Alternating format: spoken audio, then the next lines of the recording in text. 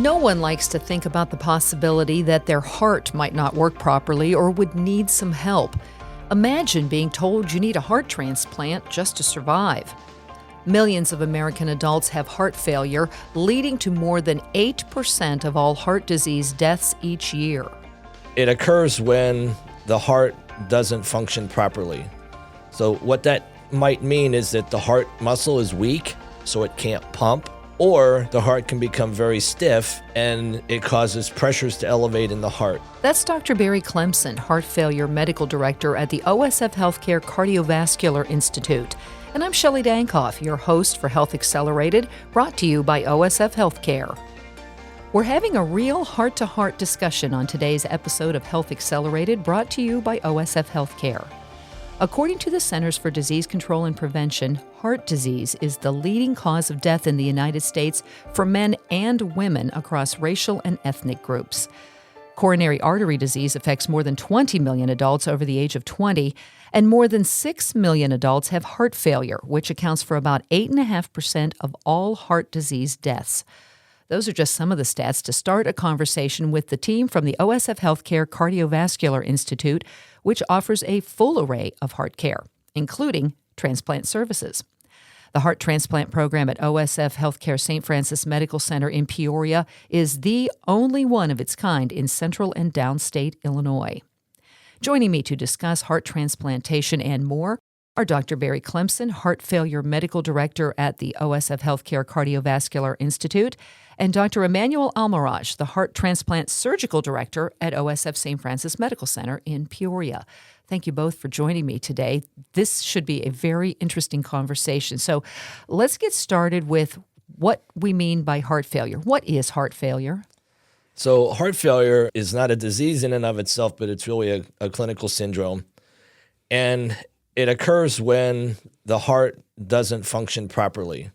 So what that might mean is that the heart muscle is weak, so it can't pump, or the heart can become very stiff and it causes pressures to elevate in the heart.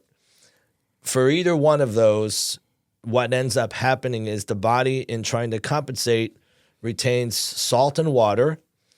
And as the water accumulates in the body, it then gets deposited in tissues. So it can get into the lungs and cause the lungs to be congested, and that causes shortness of breath, usually starting with exertion, but as it progresses, even maybe when you're laying down to sleep or even when you're sitting still. And then the fluid can also accumulate in other organs and cause injuries and problems, and it can accumulate in the legs, so you end up with a lot of swelling around the feet, ankles, and eventually up the legs further and further as the condition deteriorates. So that's why often heart patients, you'll hear they're taking drugs to get rid of water. Is that primarily because they're retaining a lot? Yes, we're using the drugs to get rid of the water and the salt that the body's trying to retain. Why are we seeing these increased numbers of heart disease? I mean, I read some pretty scary stats here that, is it our diet? Is it our lifestyle? Why do these numbers keep getting scarily high, if you will? It's both of those. Plus, on top of that, the diseases that lend themselves to developing heart failure, in particular coronary artery disease, diabetes, high blood pressure, all of those things are increasing, partly because of dietary habits, obesity. All those things contribute to those diseases. And then on top of that, you have a population that's getting older and older, so that makes it worse. And then on top of that, you mentioned that a number of people that have coronary artery disease and then heart attacks.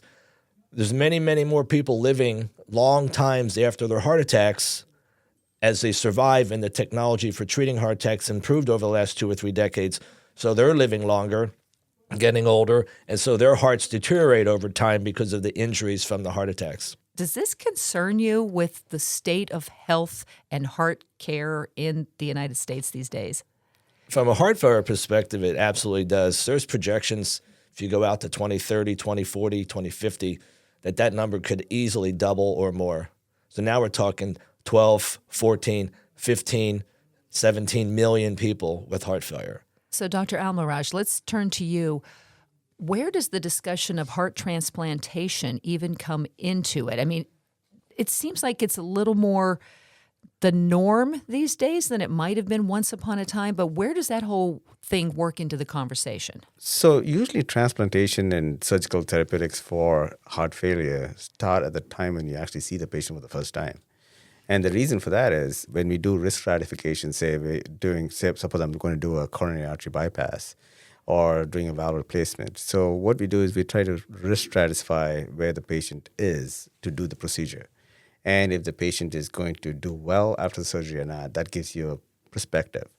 Now, right about that time is around the time when you would think about transplants, because if the patient is a high risk or if patient needs some kind of a mechanical circulatory support backup, or if he has a high chance that he or she might end up with a much more prolonged, protracted course after surgery, you cannot plan these things right off the bat, because you know you're going to undertake a high-risk surgical procedure. And so at that point, we start thinking about, hey, can we bridge this patient towards, like, do the surgery and then bridge him if things don't work out, post-transplant versus mechanical circulatory support?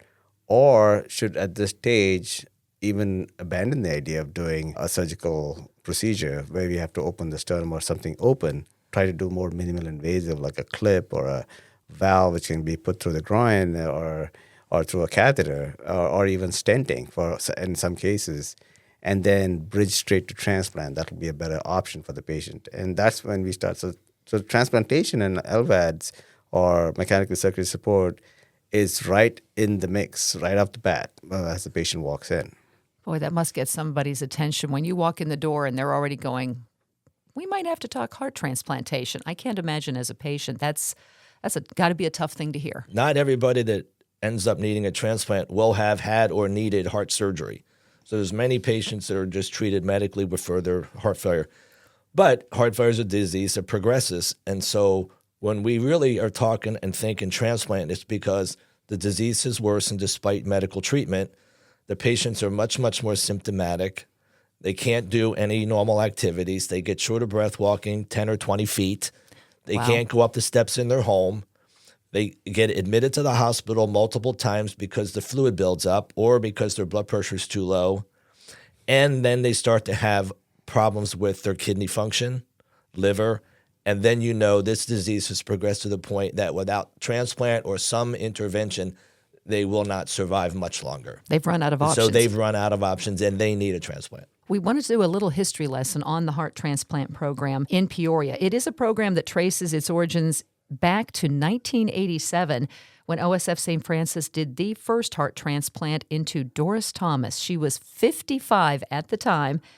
She's now 91, and I would guess she has exceeded all expectations and then some. That's impressive and that's amazing. Is it surprising to you that she's still alive? And now you told me she's slowed down a little bit at 91, but every 91-year-old I think has slowed down a little bit. Are you surprised by her course and how well she has done? Well, you really have to be, because if you look at the average survival after transplant, it's far better today than it used to be, but it's probably on the order of 14, 15 years.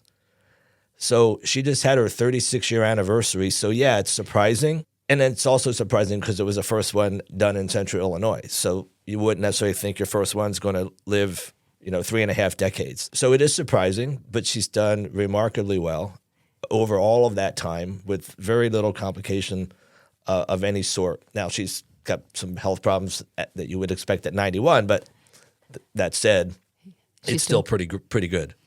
And also, we're pretty sure she's now the longest surviving heart transplant recipient that only had one transplant.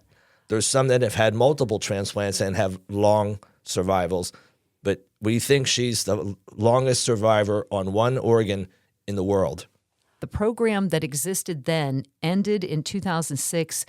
Over the course of its 19-year run, the program successfully completed 208 successful heart transplants. That is an impressive number. So let's talk about the transition from that. The program went away. Why was the need to transition out of that program? And then the discussion to bring it back again in 2019. Walk me through that process of how it came back into existence. So I was here in the original program from 93 on. And then I had actually moved back to Pennsylvania, where I'm from, and was working with the transplant program where I trained. And then I got a call asking would I come back to try to revive this advanced heart failure work. I was a little hesitant because it's a huge commitment. I knew it would take time. The infrastructure for it was gone. So it really had to be built 100% from the ground up. And that's a huge undertaking. And it has to be committed to. You can't start it and stop because you change your mind. So fast forward, 2015, I come back. I have to re-educate nursing. I have to recruit doctors, Dr. Amulraj, the surgeon, other cardiologists to work in the program. We have to go through all the regulatory approvals, which were many. It took all of that time to put all the pieces in place so that by the end of 2019, we were then approved and ready to go and start doing LVAD surgery and transplants. I want to talk about a little bit of the recruiting of Dr. Amulraj, because you're right, you have to have the right people in the room to drive the bus to get this to happen. So Dr. Amulraj, give me that history lesson of how you ended up from all of your various places and you end up in Peoria, Illinois to help lead this transplant program. I got a call from the CVI Institute actually regarding somebody else, and it was we were interviewing one of the surgeons from here back in Texas. So I just did my homework just to call back and kind of get a sense of who he was and where he's from. And in the process, I ended up talking to Barry, and I learned about Barry coming back from Pennsylvania and starting the heart failure program. The personal side of the story is that my wife's family actually is in this area. We come to Bloomington pretty much for every Thanksgiving. So this conversation happened in September, and I said, hey, Thanksgiving's coming. I can swing by and just kind of meet you guys, and that's how the conversation started. And before I knew it, I met Barry, and then Barry gave me a very interesting perspective about his life story, about the program that was present and how well it did. And, after he went to Pennsylvania, he really wanted to come back and leave a legacy in Peoria. When you meet another person with the same vision as you do, because in my life, it's one thing being a surgeon and, you're doing your job and, you try to see what's best for your patients and try to have the best results. But it's also you want to live a life of significance and you want to give something back. Between Barry and I, our conversations were very passionate conversations about how we want to, the vision of going forward. And I think that kind of pulled me in. So that brings up a good point about the team concept. No man is an island, if you will, when it comes to heart transplantation. You have to work well together to make this happen. And there has to be a whole team involved in this approach, doesn't there? And that's what we have put in place to make this program successful. Tell me about that. So as you can imagine, trying to have a heart transplant program is very, very complex. Between the surgery, picking the right patients that will, have the best option of doing well, the medical care thereafter, very, very complicated scenario. And so you really have to have expertise in many, many levels across what I would call medicine or healthcare. So we have probably 14 or 15 individuals that are on our team, from the cardiologists, the surgeons, nursing, the coordinators that help us manage and keep track of all the patients, social service, nutrition service, case managers, insurance and finance. It's a multitude of people, and you have to have all of them in place. I left out pharmacy. They're critical. So it just requires a village to do this. From a surgeon's perspective, the way I can say is when I did come here to Peoria at OSF, to see even if the center is a good center to start a program, one of the prerequisites for me was the center should have something called an ECMO service. What it does is it basically takes the blood out of the patient's body. It supports the heart and the lungs. There are a couple of ways to do it. In 2008, 2009, when the swine flu hit, ECMO became a major forefront in patient management. When that subsided, the tribulation actually led to having a good, well-founded ECMO team. And that ECMO team functions based on a multidisciplinary approach. That means you have the hematologist, you have the nutritionist, you have the intensivist, you have the cardiologist, you have the surgeon, everybody involved in these cases as a team. So that already had the platform at OSF St. Francis. So it was, okay, since we had the groundwork, it was one of those things that it's easy to build from here. One of the things that we often hear people, you say, all of this wonderful work, and this is the only one in downstate Illinois, outside the major cities. And people go, Peoria? And they like turn their head sideways and look at you with a question mark. And we're like, yes, Peoria. So let's talk about, it's not just about the care provided in the facility and the surgery itself, but the support systems that can exist around here. And that's why Peoria and Central Illinois is perfect for this type of a center. Yeah, I think it really comes down to being able to provide a service in the patient's local area. A lot of farmers in Central Illinois, a lot of other blue collar and other types of industry, but people that live in the footprint of OSF don't really want to go to big cities for healthcare. And when you get to things like transplant and other really high profile types of things, you might have to spend weeks, months in an area. And so that becomes a major hardship for the patient because they don't have family with them most of the time.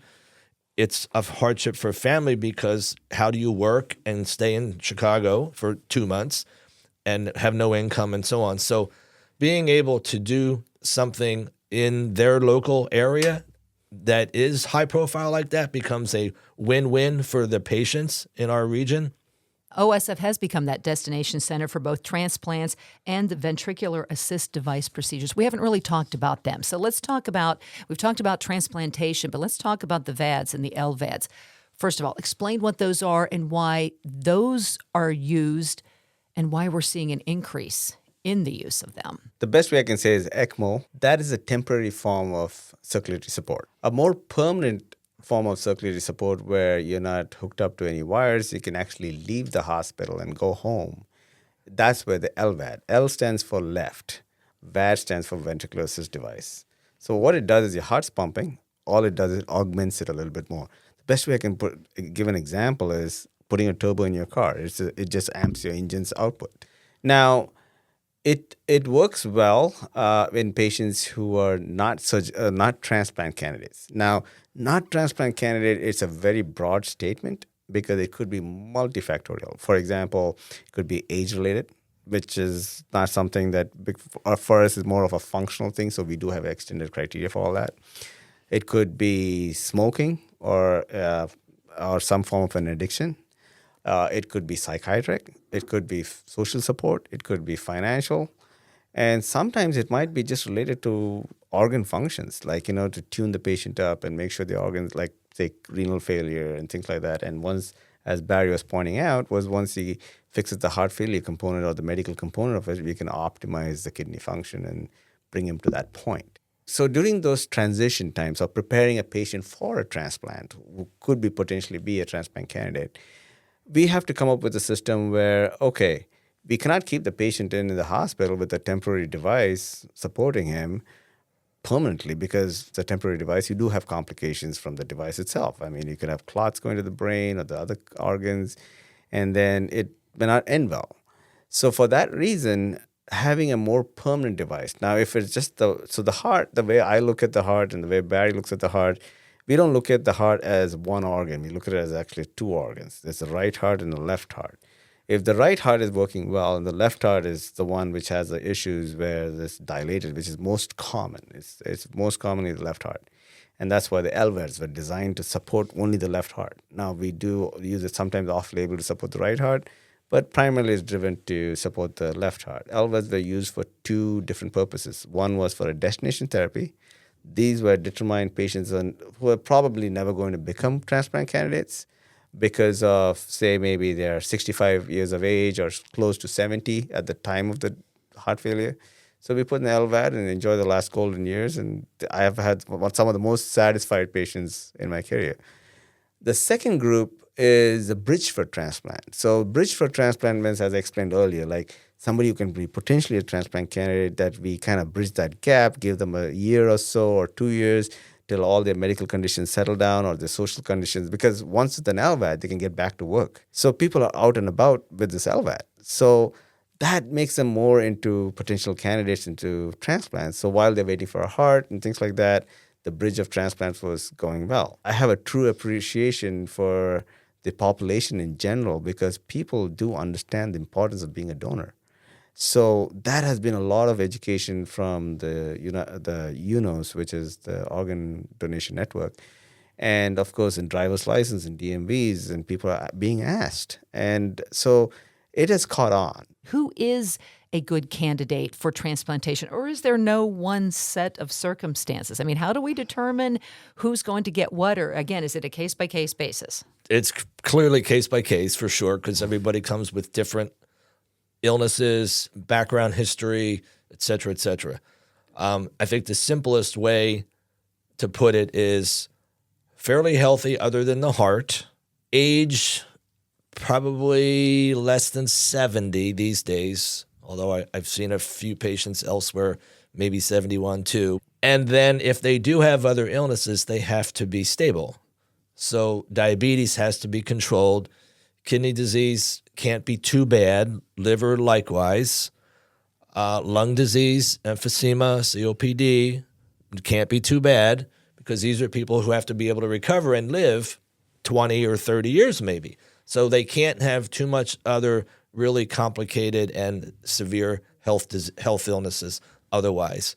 They can't have cancer unless it's remote, because when we try to protect the heart from rejection, those drugs can actually cause cancer in some cases. And certainly if somebody has cancer and is being treated, you can't do that. You can't suppress their immune system. So I think in a nutshell, that's kind of what we look at. They can't smoke because smoking's bad after a transplant. Too much alcohol, same. Drugs, same. So they have to have a pretty good lifestyle and behavior, and they have to be able to deal with the emotion of a transplant. So someone with really bad mental health problems might not be a good person for this because they might not handle the difficulties of waiting and then living with transplant later. So let's talk about the first patient again. We talked about Doris Thomas, who's 36 years in after the first time go around on the program. So let's talk about the young man who benefited. He was younger. I was surprised, that first patient. I felt like he was younger. He actually came in at the beginning of COVID. So we thought for sure he had COVID because he was very, very, very sick. And we tested him many times, so that wasn't part of the equation. But he came in very, very ill. I think he was 22 at the time. He required many of the devices that Dr. Amulraj talked about to support him to work on, get his lungs clear, his kidneys, liver, all that stuff. So once he stabilized, we actually did put him on an LVAD because we really weren't sure what was going to happen to his heart. So he did get an LVAD and he went home. And then over the next 6 or 12 months, whatever the time frame was, then he stabilized real well at first, but then deteriorated. And mainly because the right side of the heart started to fail. And he ended up coming back in the hospital pretty ill again, required support, and then we listed him for transplant. And then ultimately he got his transplant. He has done absolutely amazing. He was a runner and very physically active. I know within 6 months of his transplant, he did a 5-mile run. So only 6 months out. Yeah. And he works full time. He's very vigorous. He's just living life to the fullest. It has changed his life. Oh, for sure. Absolutely. Saved his life. Saved his life. Yeah, absolutely. Do cases like that, I will ask both of you because you're involved in different components of it. Did that kind of say to you, this is the reason we reinvigorated this program and restarted? I mean, there's lots of reasons. I get it. But when you have that kind of a case, you just go, wow. These are the kind of cases that keep you going, especially on the harder times, even in the middle of COVID. I mean, these kind of cases are inspirational, honestly, and it also humbles you.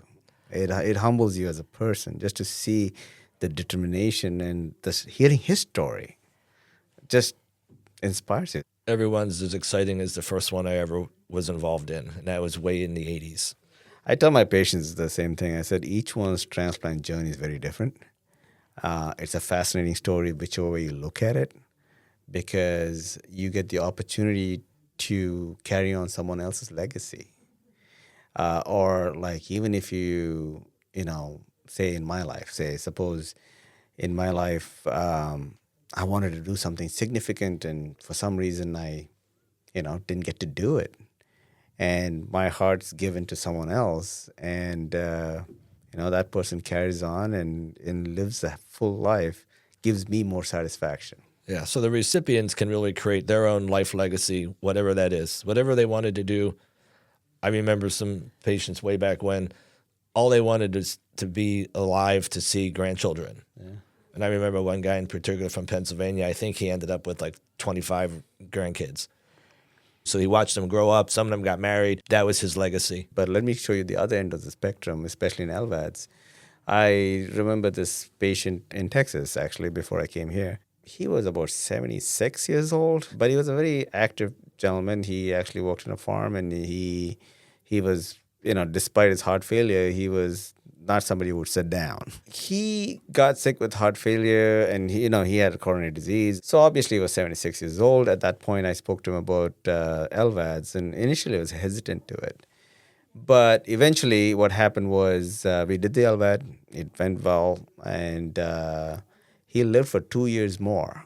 And then, of course, sadly, he had a stroke, and eventually... But after everything ended, his wife got in touch with me again about 2 or 3 months later, and she told me these words, which I'll never forget. He said, I know he was 76 years old, but you gave me 2 more years just to be with the man I love. I can totally see that. And yeah. So the answer to your question is a resounding yes. As we look to the future for this heart transplant program through OSF HealthCare, the Cardiovascular Institute, and OSF St. Francis Medical Center in Peoria, put your crystal ball in front of you and look ahead. Does it just continue to grow, get bigger, better, innovative? There's so much innovation we talk about around here. The future is bright for these procedures and for the healthcare for these patients who need it? I think so. From normal transplant, whether it be the heart or kidney or another organ, donations are up in the last 3-4 years, where for 20 years they were totally flat. But it's really going to be innovation that changes the game, because no matter what we have for donation, it's never going to be enough organs for all the people who might need a transplant. So everybody remembers a few months ago, they genetically engineered a pig heart and put it in a patient, and he lived a couple of months after that and did pretty well, and then there was some unforeseen complication. I've been told that they're going to continue to do that and are looking to recruit patients from around the country to grow the experience, to figure out, is the genetic engineering good enough, or do we need to do better there? There's been researchers around the country working on the ability to actually grow a heart. So in short order, they take a heart, they digest off all the muscle. It leaves the skeleton, if you will, of the heart inside. They take stem cells, implant it on the skeleton, and they can grow hearts. Nowhere near ready for prime time, but it will be. It will come. There's no question with the technology that will happen. So now if you can build a heart, maybe even with some patients' own stem cells, so you get a skeleton from a heart of maybe an animal or something that's a similar size to the human heart, you take it all away, so now you just have the inside skeleton. You implant the stem cells maybe from the same patient, their own, and you build them a new heart that's their heart. People starting in transplant today, in their 30s, they're going to see this stuff. It's going to come. The whole movement towards advancements in technologies actually started off from the talk that Jeff Kennedy gave in the University of Rice in Texas, when he talked about the moon, going to the moon. That started the entire movement towards building of technology. Within the next decade, the total artificial heart happened, and that was the first one was put in Texas. Then, of course, they tried the transplants back in the 70s and the 80s. Then the transplant declined because of immunosuppression drugs. Now, after cyclosporin came out in the 1980s, the transplantation in all organs picked up right off the bat. So progress in advancements in different medications and for better outcome, and also to increase the longevity of a heart after its transplant. Now we're inching slowly towards 17 and a half to 18 years. Now, That is advancements in medications. Now, when it comes to technology as in mechanical stuff, we have nanotechnology that actually can make things even smaller. So you have nanobots, which can actually build smaller devices. So it's just astounding at the pace we are going from the moon talk, going to the moon back in the 60s, all the way down to now, where now we are transitioning from fossil fuel going towards electric and this and that. So there's a lot of technology that's coming to support that. Thank you for sharing all the work that we're doing through the OSF Cardiovascular Institute and through the Heart Transplant Program at OSF St. Francis Medical Center in Peoria. Dr. Emmanuel Amulraj, our surgeon, and Dr. Barry Clemson, head of the Heart Failure Program. It's been a very enjoyable and educational conversation. Thanks for being with us today. Shelli, thanks for having us. It was great. Thank you. Thank you for joining us for this edition of Health Accelerated, brought to you by OSF HealthCare. Listen and subscribe on your favorite podcast app. You can also find links to any of our episodes on the OSF Newsroom at newsroom.osfhealthcare.org.